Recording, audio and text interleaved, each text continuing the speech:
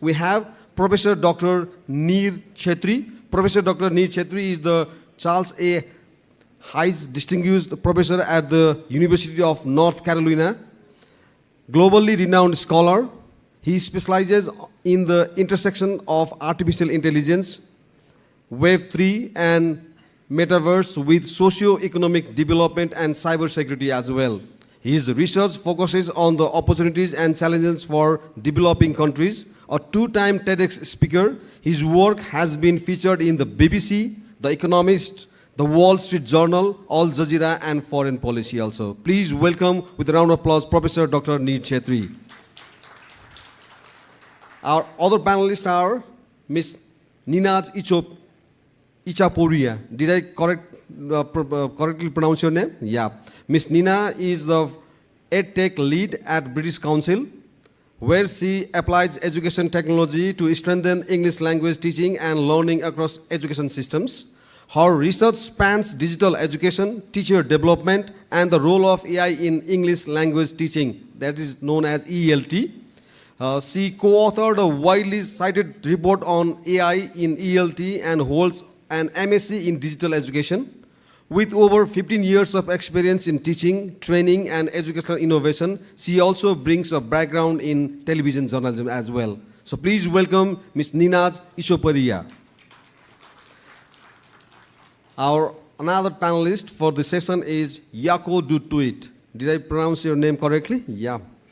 Mr. Jaco is UNESCO representative to Nepal and head of Kathmandu office, a position he assumed in April 2025. He has an academic background in information sciences, political science, communication, telecommunication, and media law as well. Previously, he served as the chief of the Universal Access to Information section at UNESCO Communication and Information Sector. Please welcome Jaco Toit. And for the mind gap or developing nation perspective in the global AI race session, for the moderation, we have Mr. Laxman Pant as a moderator. Mr. Pant is founding chair of Media Action Nepal, MAN, and leading global advocate for press freedom and media development. From 2022 to 24, he served as co-chair of the Consultative Network of Media Freedom Coalition, facilitating collaboration between 51 member states of over 150 civil society organizations. He was recently elected to the steering committee of the Global Forum of Media Development. Panta also teaches journalism at Tbilisi, did I pronounce it correctly? State University under the Erasmus Exchange and serves as Nepal's country representative of AMIC, actively shaping regional conversation on media. Please welcome our moderator, Mr. Laxman Pant, and we will be talking more on the mind gap or developing nation perspective in the global AI race, the first session for this summit. And I would like to hand over the microphone to our moderator, Mr. Laxman Pant.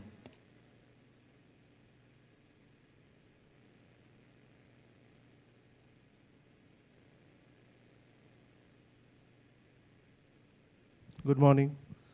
Thank you, Pawanji.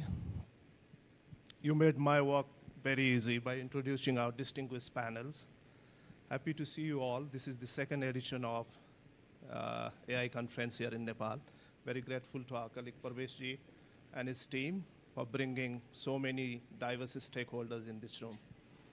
I'm tossed by three things this morning, beginning from the keynote speech, where our keynote speaker touched on several issues, but two important things is the digital citizenship, a digital native, and also the consumers' awareness on receiving the digital content through whatsoever form.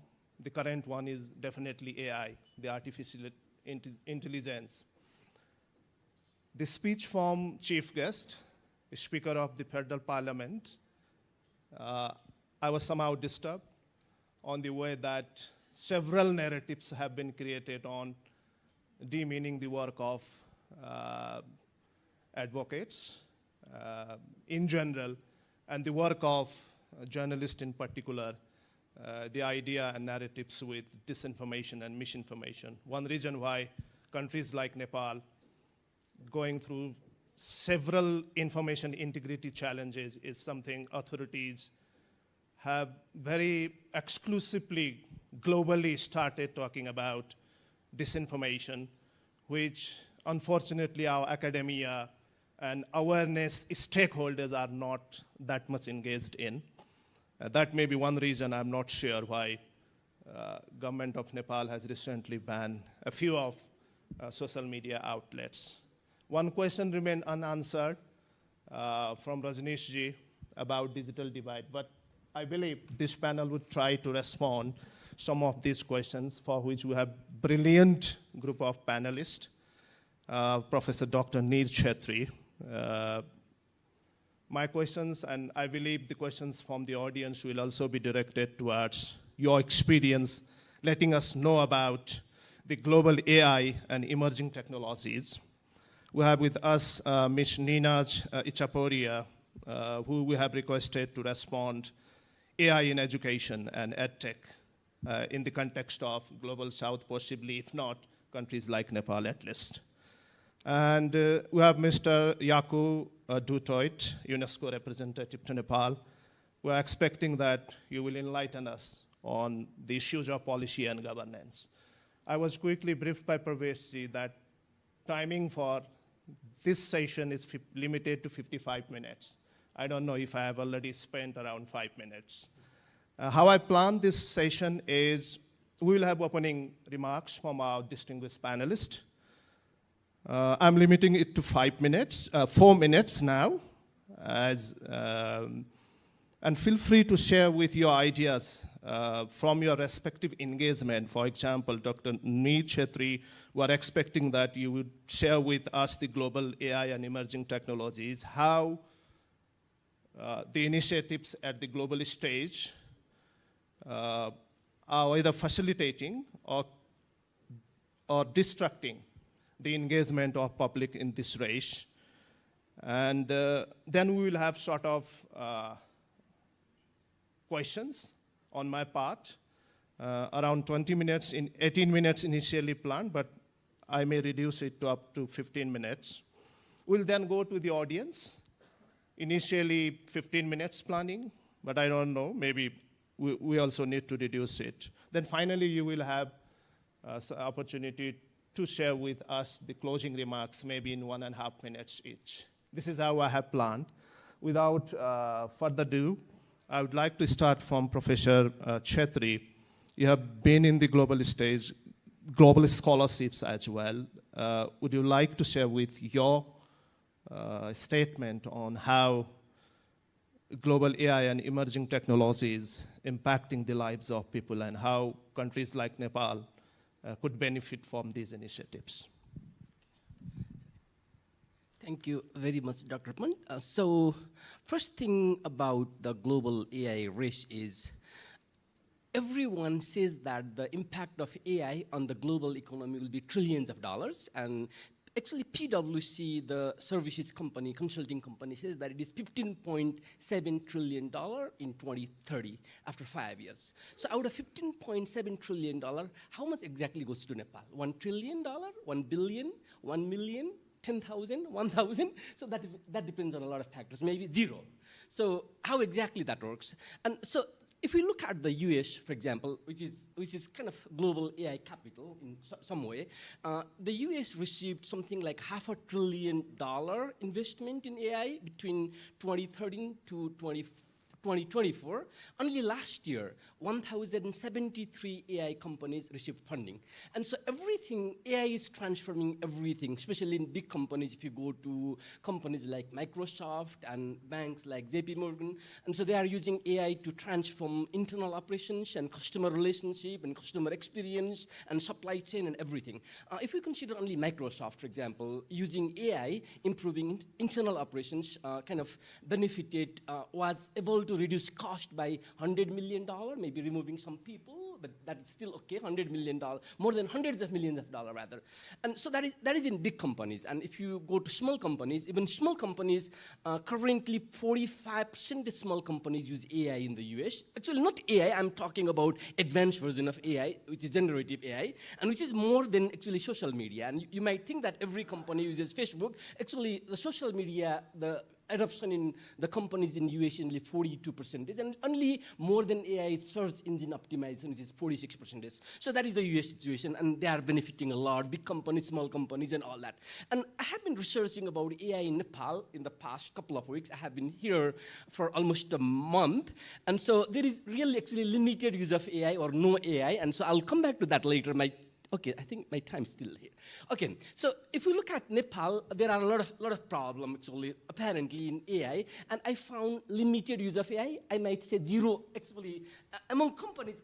Of course, a lot of my students use ChatGPT to do good things. Actually, I would not say that cheating. Actually, some people refer to that, and they are benefiting a lot by using ChatGPT. Actually, it gives a lot of advantage to them. But if you look at companies like I try to find in the financial services industry, agriculture, manufacturing, tourism, and I almost found zero use of advanced AI, like generative AI, even the third generation agentic AI. So Nepal's problem currently could be fragmented data. There is really no good quality data to develop the AI program, and we have 124 languages, and like top 3 languages, for example, are Nepali, Maithili, and Bhojpuri, and they are not apparently supported by OpenAI, or not officially supported, informally supported top 3, but if you go to the top 4th and 5th, like I think that Tamang and Tharu, they are not supported by OpenAI. And also, in economics, they call the forward linkage,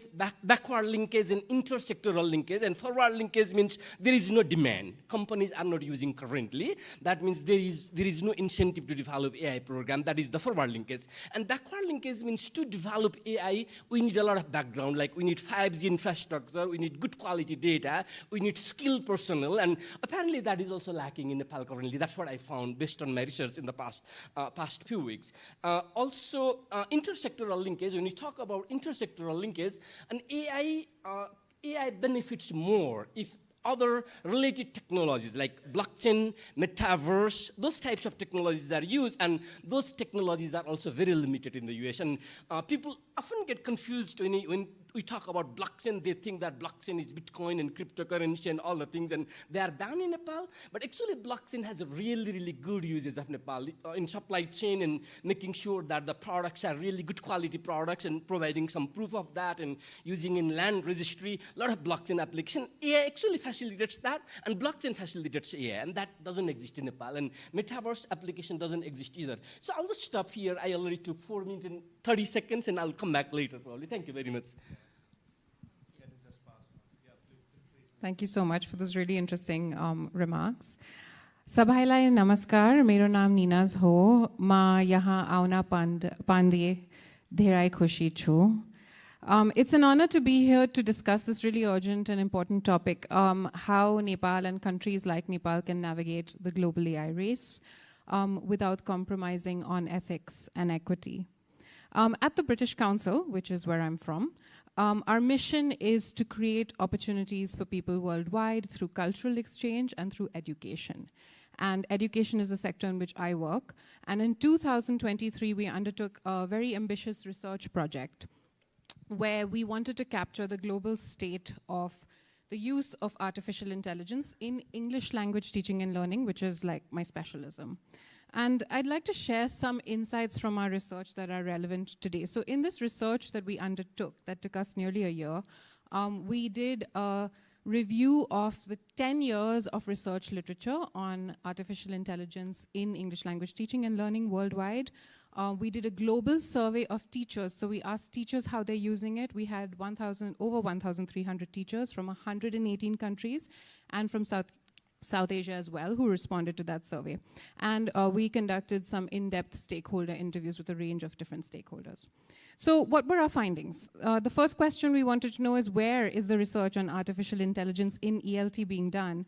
And an interesting finding was that almost 2/3 of the research in AI in ELT was coming from Asia, not the US, as you would think. The US, although it's considered like one of the global leaders in AI, contributed about 9% of the research in this field, in English language teaching and learning, but about 68% came from Asia, and the most of that, the preponderance, came from China, as you would guess. South Asia, despite having such a wide learner population, was underrepresented in the research literature, and this points to a research gap and perhaps innovation gap in South Asia. The next question is, how was AI being used in education, and ELT in particular? And it was being used to support a wide range of skills. So in English language teaching and learning, students were able to demonstrate improvement in speaking, writing, listening, reading. Interestingly, we also found that AI was being used for self-regulation and pedagogy. So an example is, we found that using conversational AI and automatic speech recognition tools actually help reduce learner anxiety when performing a task like speaking in public, which is an interesting finding with applications perhaps elsewhere. There's also the potential for AI-assisted technologies to enable the inclusion of people with disabilities in education. But I've spoken about the opportunities, and obviously we cannot avoid speaking about the risks, and I want to spend time on the risks here because another finding was that the risks were underreported in the research literature that we looked at. So there is the risk of technology breakdowns. We know that there's potential for AI to hallucinate, wrong answers. There's also the risk that AI has limited capabilities currently, so we need the AI literacy to interrogate its outputs.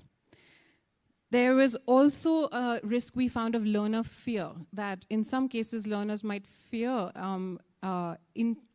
interacting with the AI because they're not sure how their data is being processed.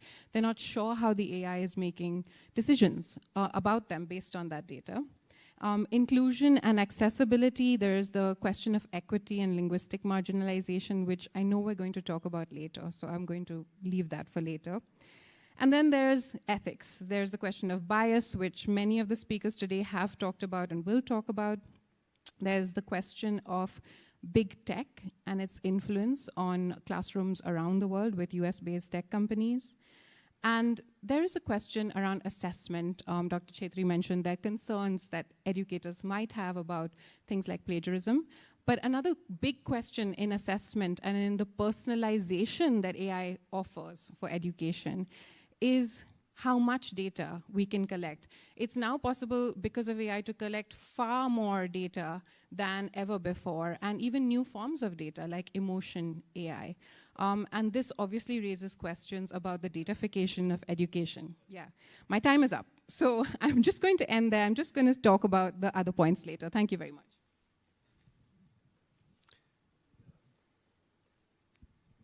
Thank you very much for this opportunity. I think the keynote speaker made things quite easy for me to also highlight the importance of AI in the development agenda. Of course, it can play a big role in terms of advancing the sustainable development goals. The United Nations has a digital transformation working group. In this working group, we saw also how different UN agencies are using AI in different fields in order to reach some of our development partners. So many opportunities exist in terms of promotion of freedom of expression, indigenous languages was also mentioned this morning, education as you mentioned, and also for people in rural areas to access information and services. But if we look at AI, there's not only a bright side. That is why I think Nepal also started with normative instruments in order to regulate this field. So I think these are very good steps in order to look at regulation. But I think when we look at implementation, we have to be careful. And how can you be careful? I think that is where you really look at the environment, assessing what is on the ground, what is the environment, how is it being used, how can it be used for our development purposes, and what is the ethical use of these technologies. For the ethical use of these technologies, UNESCO have a readiness assessment methodology that helps us to assess the environment, the preparedness, and how policies and other elements can contribute to development objectives. And the overall or overarching normative instrument that we aspire is UNESCO recommendation on the ethics of AI. And this recommendation is guided by 4 principles: the importance of human rights and dignity, so the rights-based approach is at the center of the interventions, also at a national level. Environmental sustainability, of course, in a country like Nepal, one needs to take that into account. Diversity, inclusion. Diversity, I think, in languages was mentioned earlier. Can we use it for the promoting this diversity of ideas, but also of languages? And lastly, the importance of a peaceful and just society, where we need to look at balancing all these elements together. So for the UNESCO, I think great opportunities, but let's use it in an ethical way. And when we use it in an ethical way, let's boil down to the national context. There are tools, of which UNESCO has one, in order to assess this, and then let's start working on development. Thank you, Jaco. Thank you for your opening remarks. I heard, and you have almost responded one of my planned questions, each one for you. So I'm just jumping into the next one, beginning from Professor Kshetri, and if you can just pass that microphone to him. How do you see the limited digital infrastructures given in the context of countries like Nepal, and available resources as well? What sort of practical entry points should countries like Nepal prioritize to benefit from AI, both in governance, that you already talked about, the business and social services, particularly on the digital, public infrastructure issues? Sure. Thank you very much. And I did not get a lot of time to complete the things I was talking before. So actually, currently, there is very limited use, almost zero, but there is a lot of opportunity, and there are a lot of good things going on, and degree in AI and all that thing. So basically, for that, actually, everyone says that Nepal doesn't really have a lot of infrastructure, and that is not really needed. There are many, many routes for development. One possibility would be there are a lot of these open source. Okay, open source is a really confusing thing in AI, but there are almost open source AI models available, like Facebook has Llama 2, and there is Mistral, the French company, has AI model, and the UAE company has Falcon, and basically they are open source.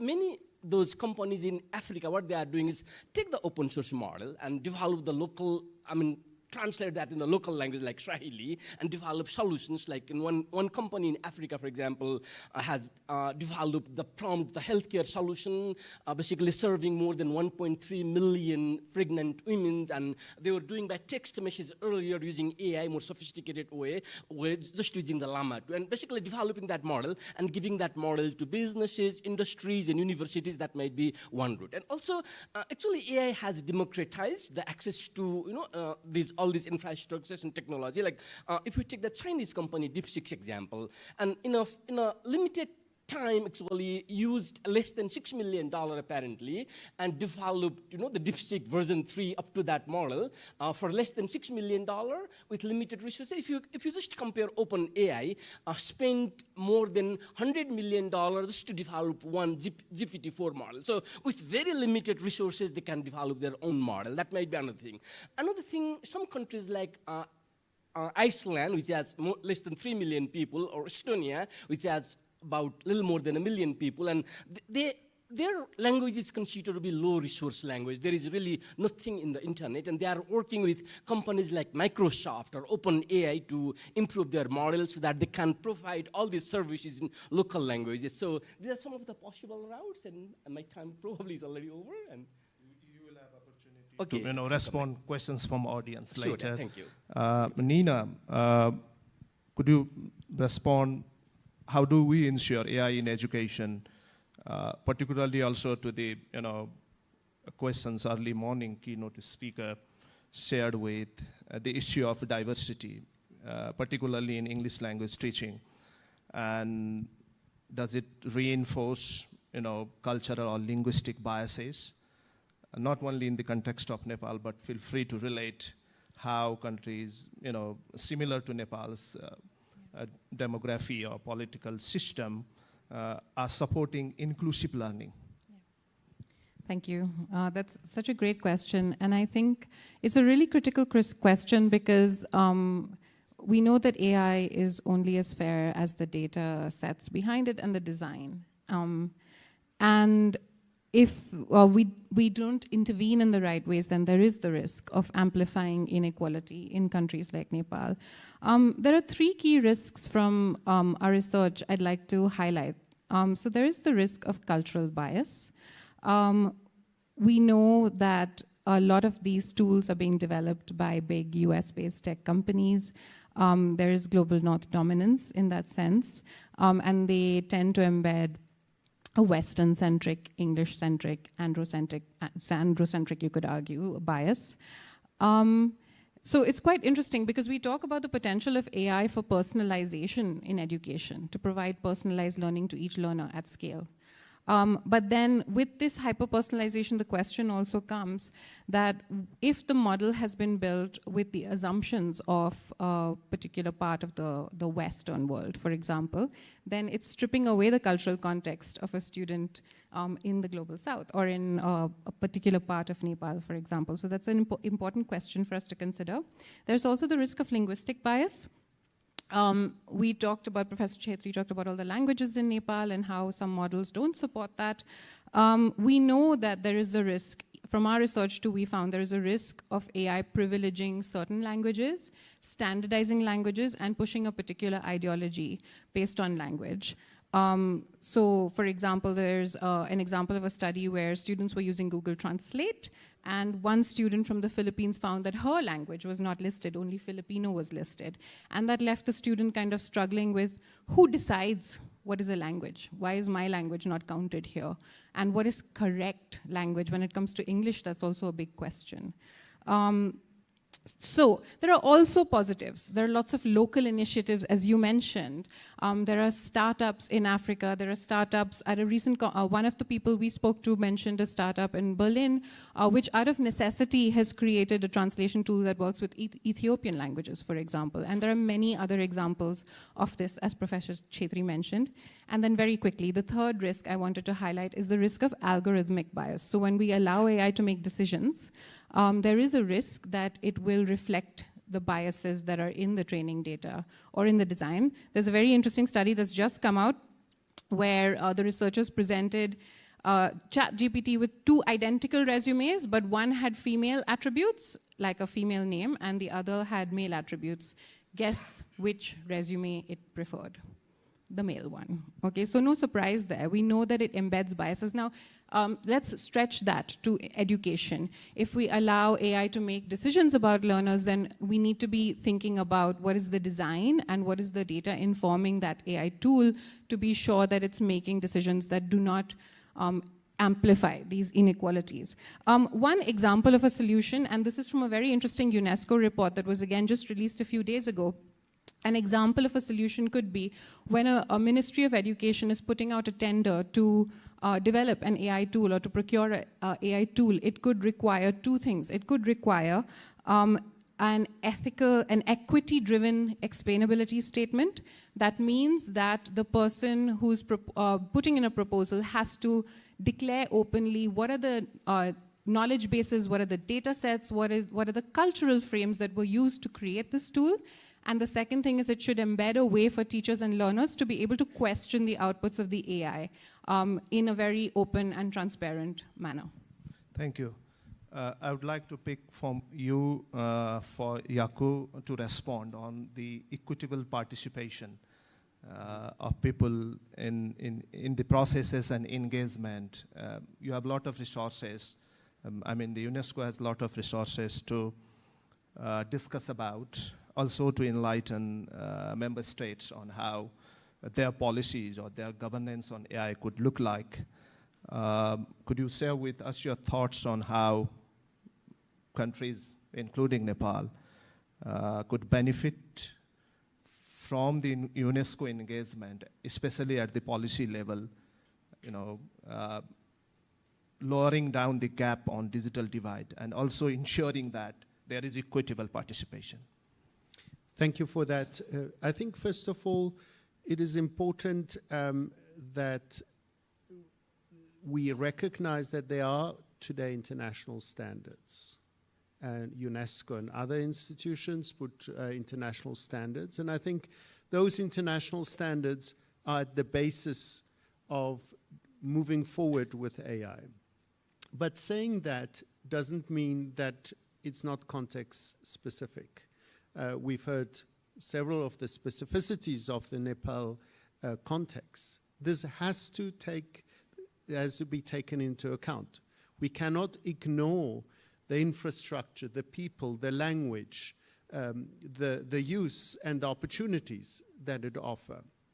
So let's make it something that talks to Nepal and Nepal's context.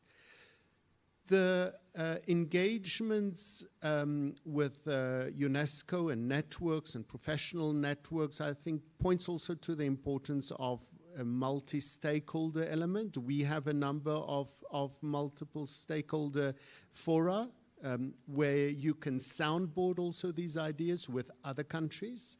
Remember, Nepal is not the only country, so I think these forums offer also opportunities for involvement.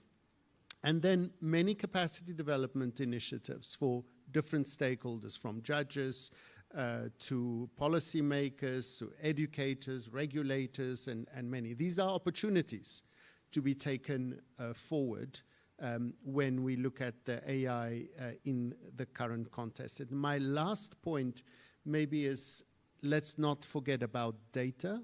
You mentioned also the importance of data. Data is at the center. There are guidelines for open data regimes. There are guidelines on how we could protect privacy and other elements.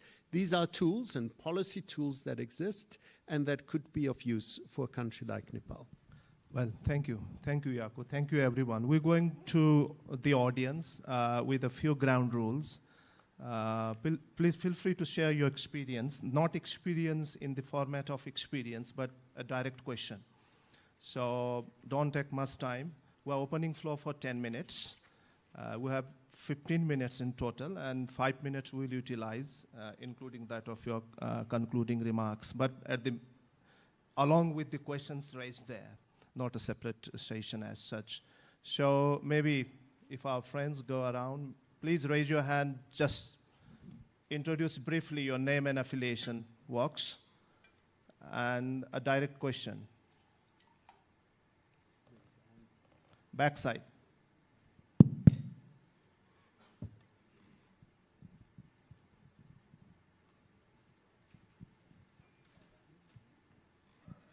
Let's take the note and then Hello. we'll respond to questions. Okay, hi, my name is Suman Gewali. I'm an AI analyst at Swayside. Now, talking about jobs, everybody's talking about this, right? Now, my information diet leads me to believe that AI will most probably augment rather than fully displace our workforce, right? So it's directed to Professor Neer. So so there's this challenge of education and training to prepare the next generation of workers, right? So in your opinion, how can we prepare the next generation of workers? What do you think is the best way to do that? And I have another one as well. Now, it appears that there's this technological Cold War going on between two superpowers, United States and China. There's a chip span, there's this talent competition, and you mentioned DeepSeek and how much big tech companies they lost in the stock market, right? So there's this free market dynamics as well. So I'm curious to learn how you perceive and predict what this is going to entail in the near future. No more questions? You want us to limit discussion here? Asibat?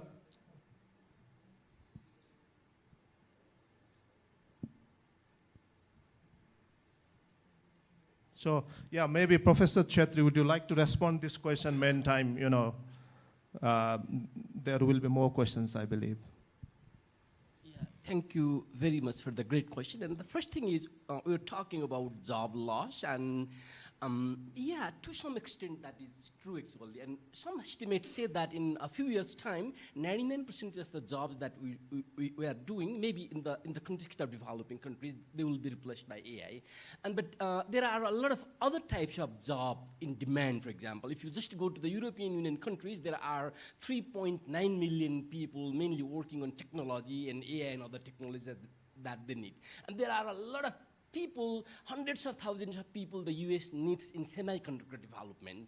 And so those types of jobs are in demand. And so if we are talking about agriculture, for example, in Nepal, 60% of the population works in agriculture, but we do not really produce enough food to feed the population in Nepal. And actually, I was a farmer before doing all these things, managing my own farm in Nepal when I was growing up. And so the farming thing hasn't changed for the past 10,000 years, actually, in the village that I grew up. Maybe farming these days, if you know, Bill Gates is one of the biggest farmers in the US, but the way that Bill Gates is doing his farming and the people in Nepal are doing farming, that is different. Maybe we might have to find completely different way of doing farming. Farming as AI, data management, So basically, in India, there is already one example. If you go to the state of Maharashtra, there are sugarcane farmers, and they use AI, generative AI in local language. They get, like, depending on the weather and soil condition, all the things, and every day they get some type of message in WhatsApp and what exactly they need to do in their farming. And so that is a very simple solution. They do not really have to develop big, local language solution for that, and using small solutions, the translation, they are solving the farming. And we need more those farmers, modern farmers, who can improve our productivity, and that might be one thing. So everything is thing. And so another thing we don't need to worry about is, all of us are working a lot. Sometimes I work 80 hours a week, actually. Maybe we can just do 4 hours a week, and the remaining time you can enjoy, because AI is doing all of the things that we are doing. And so we don't really need to worry about the job loss type of thing, and there might be another way. And so basically the universities and educational institutions, they might have to find different ways. Maybe the things that they are teaching currently is outdated probably. And so it takes a little bit time, and actually the answer is no one knows what exactly to do currently. And so second question is about the global race, and this is a really complicated thing. And actually the global race, I would not consider even a race. And actually if you just consider the difference between China and the US, there is really a big gap. Actually, just look at the venture capital, everyone wants to invest in US. And actually if you look at Chinese, and there are really smart Chinese people, if you go to the US, unlike top AI companies, and 50% of people are of Chinese origin. But in China, actually, there is demand-supply gap of 10 to 1. So there are 10 positions, only one person is applying for the job, actually. And so there is no manpower. Chinese are not working in China. They want to work in the US for some reason. I have really no idea. So, and there is really not any race. And China is really remote second currently, and US is always winning the race in AI for the next several decades. That's what I'm thinking. And if you go to China, 500 universities offer AI, but there are really no professors to teach AI course. Part-time computer science, old-fashioned way. They learned something computer science 20 years ago, and they are useless people, actually. And if you just go beyond 15, 20 universities, there is no really good person to teach computer in China. And so this is not my viewpoint. I'm just finding all these things from all over the world. So actually US is still winning the race. And so, okay, that is not even the question. And Nepal probably have to develop some type of solutions locally. Do you have more time, a little bit, 1 minute more? Or? Okay, so actually, my favorite example is the country of Kazakhstan, which is a developing country. I have been there a few times, and recently they came up with policy only last week actually, and so all the universities must teach AI, and actually 93 universities already started AI program, and 20 are offering 25 different AI programs. Even school children like 1 to 4, they are already starting, and they have to learn AI 10 hours a week or something, and free AI day. 1 day a week, free, whatever they want to learn, they have to learn about AI. And second phase, they are going for 1 to 12. Grade 12. And actually, they developed their own Kazakh model, actually, and everything is translated to the Kazakh language and the Russian language, because many people speak language, and we don't need to worry about, people not being able to speak English, because actually, when you talk about English speaking, Nepal is much better than Kazakhstan, but they are developing the solutions. And we are talking about computing power, and so they have the highest power supercomputer in Central Asia. If you go to Kazakhstan, they have developed that, and they are thinking that there will be many startups, and will make $5 billion by exporting AI services in a few years' time. And so the government is doing a lot of things, and government, if the governments are really motivated, and doing some supercomputer is a lot of money for you and me individually probably, but the government of Nepal, that is nothing. If only motivated government really can have a few supercomputer and develop 5G. And also, one more thing, every school have a fiber optic or high broadband infrastructure. If you consider Nepal, 57%, I think schools do not have that, and only 43% schools have broadband actually. So it gives school broadband and help people to learn, and so that may be one thing to develop. Let me stop here, Prof. Thank you. Thank you. No more hands raised. Yeah. Ashirwad-ji, please. Thank you, Laxman. Hi, Ashirwad from Open Internet Nepal. So my question is directed to Neenaz. So you talked about 3 risks related to especially education and the biasness and all. Could you also shed some light on the mitigation strategy of those risks? Yep, I can. Thank you. Those are really good. It's a good question. I mean, I think, and this is also going to be in my closing remarks, I think with the risk I talked about cultural linguistic bias and marginalization, and Jaco has touched upon that today. There is the need for localization. So there are agencies like UNESCO putting out frameworks. We at the British Council have a set of AI guidelines for teachers, for example. But we need to look at how they can be localized to the context, localize the guidelines. We need local research and tools that are contextually sensitive and based, to be able to make informed decisions about what works in Nepal and is not just imported from somewhere else. And then there's also this interesting idea of ethical frameworks often are quite general. So we must ensure fairness when we embed AI in a project, for example. But what does fairness mean? What does it look like? And this is, again, guidance, that an idea that's come from UNESCO about ethics by design and how you can define what fairness means in a particular context. So I might say in education, fairness in an AI tool might be that it is, the design is participatory, teachers and learners have a role to play in the design of the tool, that the data and the design are open to questioning by education authorities, and things like that. So those are the kind of measures, and there's lots of good ideas out there, getting really specific about how to mitigate for those kind of issues. Any additional questions? Kanchan? Please. Front row. It was great to hear from Mr. Dr. Kshetri, but I would like to, maybe contradict to what you said in terms of China being remote, because I have been part of China in their different conferences, World Robot Conference for 3 years now, and when we talk about AI, I think maybe you are talking AI in terms of more on the software, not on the hardware side.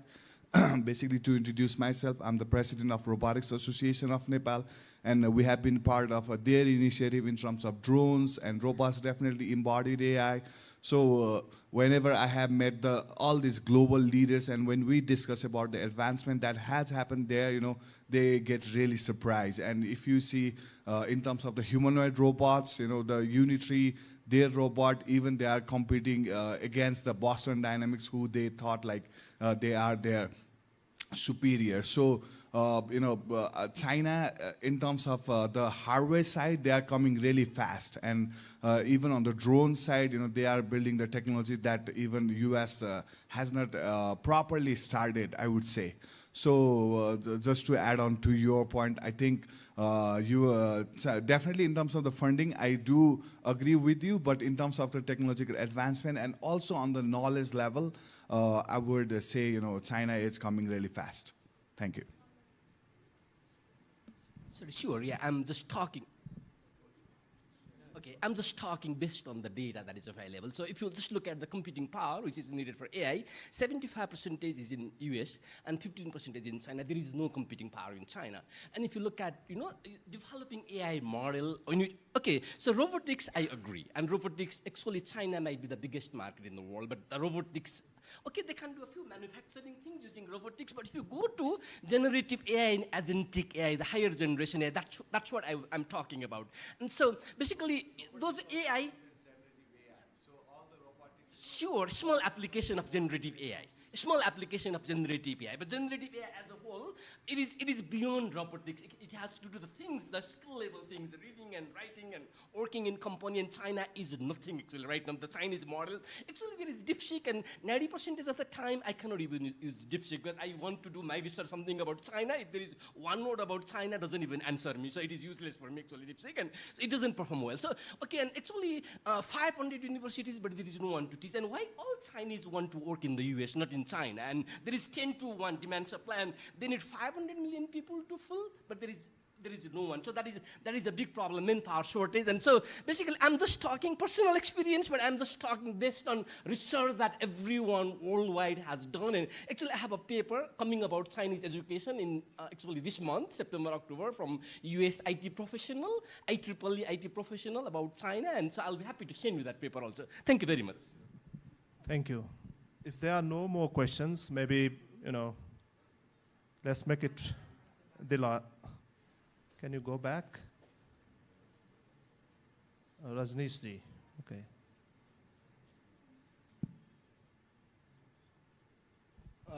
Very short question. I think it's a really interesting discussion. Like when we're talking about AI, we're talking about deep learning, we're talking about machine learning, and also generative AI. Like as you mentioned, like the bigger powers are growing and they are, running fast. But the question is how we in Nepal can establish an AI hub, something which we want to start. Like it's fantastic to see how young generation is actually developing their skills and also outsourcing their skills from here and then earning money, which is fantastic. But that's not enough. Like we want to establish something out here. So what's your suggestion? Like I want to ask the panelists, like what do you suggest in terms of infrastructure? What do we require in 5 years? Where can we go? In terms of data, AI cannot happen without big data. We don't have big data centers out here. What's your recommendation for that? And also, how do you inspire young generation to take the lead, like, so that they are not just learning and not just using ChatGPT or DeepSeek or like other Cloudy or other things, but also, innovating and starting their own thing? Would you like to respond, Jaco? Maybe.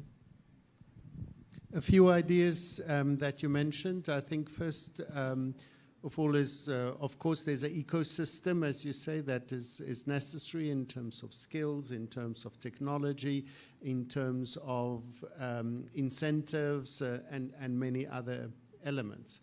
But I don't think there's a one-fit solution for Nepal, and this is why I think looking at the specificities of the country. I've been here only 4 months, so I cannot point to all those specificities, but I think you have to identify those specificities, first of all. Secondly, I think what is important is really the training, the incentives, but also being a good example of what change AI actually bring. There are many examples in Nepal and in other countries also, and if you amplify those, I think it can be known what is done. The other thing that I think that we shouldn't think only in terms of what happens in our national borders. We should also think of what happens across our borders in terms of, you mentioned the importance of data. So how do we share data or not share data? How do we share technology? How do we encourage cooperation or joint work in different fields? All of these are elements that one might want to take into account in looking at the specific case of Nepal. Thank you. We're stopping your questions here, but feel free to respond. Any of the questions plus your final thoughts. Possibly, I don't have questions in detail, but I would like to see your concluding remarks responding to the questions of equity, narrowing down the digital divide gap, and also materializing the idea that AI is there to help us make our life easier and faster. How? Anyone can start with, and that would be your closing remarks. Okay, so the one thing I haven't talked about today, which is really, really important, is that when we're talking about investment, we need to, when it comes to education, we need to invest in the technology, but also equally we need to invest in the people. One of the big findings from our survey, we did a global survey, 1,348 teachers from 118 countries responded, and about 13% of those were from South Asia. 76% of the teachers said, I'm using one or more AI tool already in teaching related work. But only 20% said that they had got some training and they felt adequately prepared. That is a huge skills gap. And this skills gap was like global, we found. And that points to the need for urgent training in AI literacy, context-sensitive training for teachers, and structured training. And when I say AI literacy, I don't mean just how to use an AI tool. I mean things like information literacy, media literacy, understanding what the risks are, understanding how to recognize those things, and how to train your students in those things as well. So that's one thing. And the second thing, we've all talked about it, the national AI policy. That's something that Nepal is working on currently.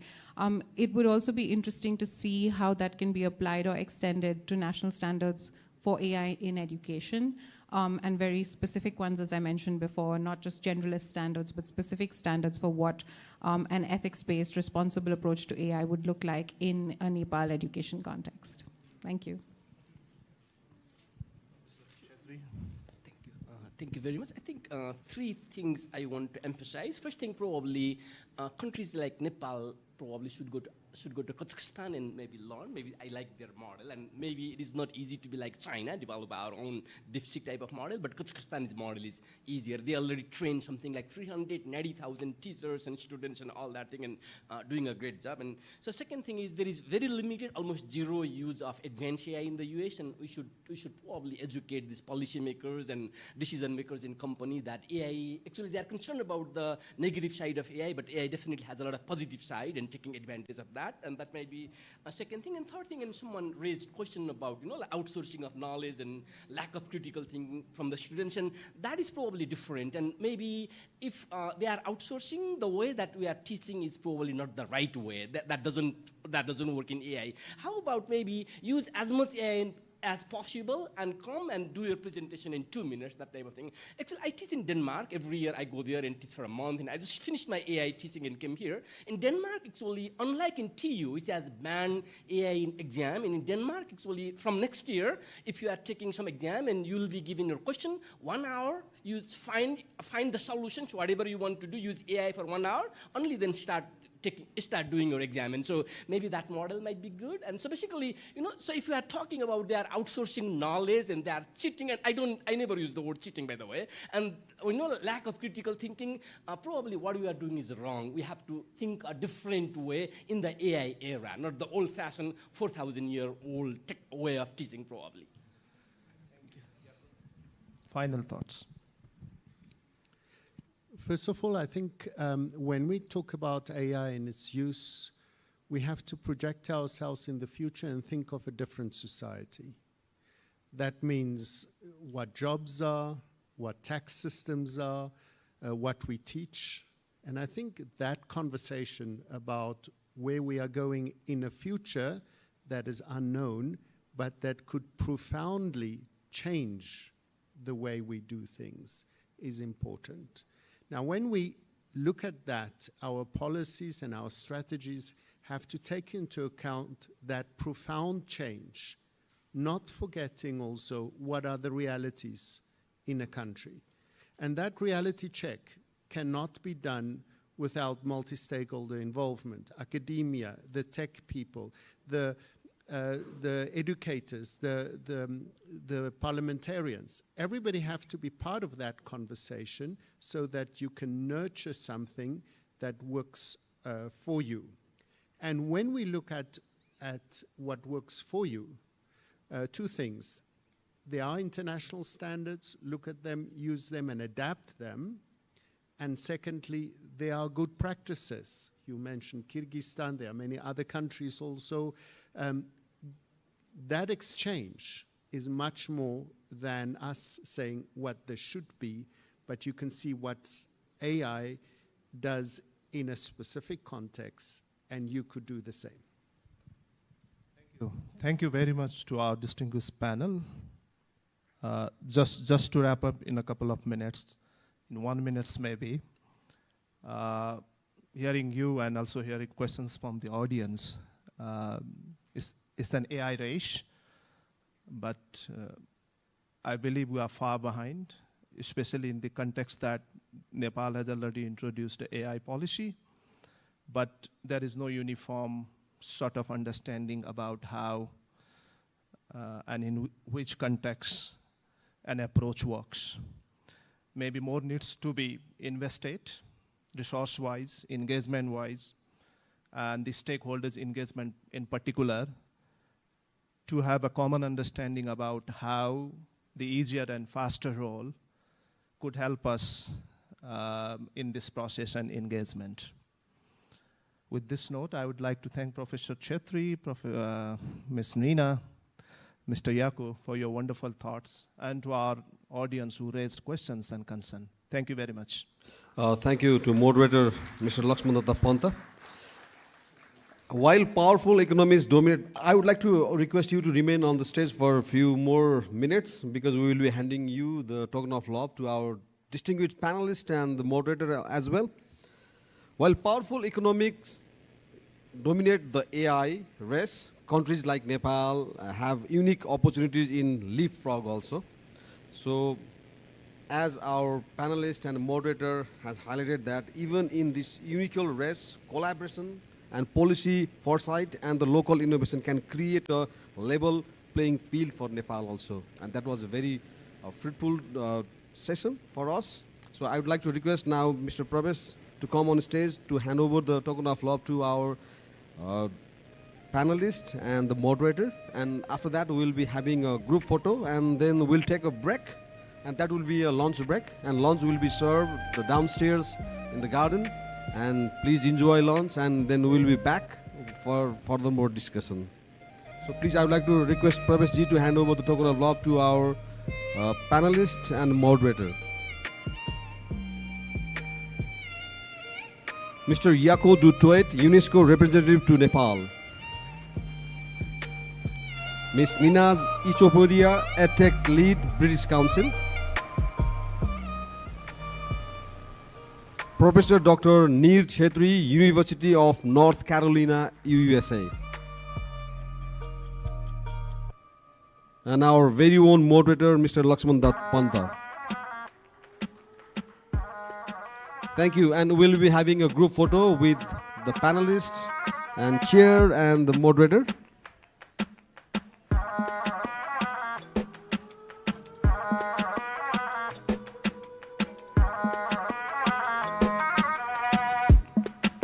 And we'll take a lunch break after this.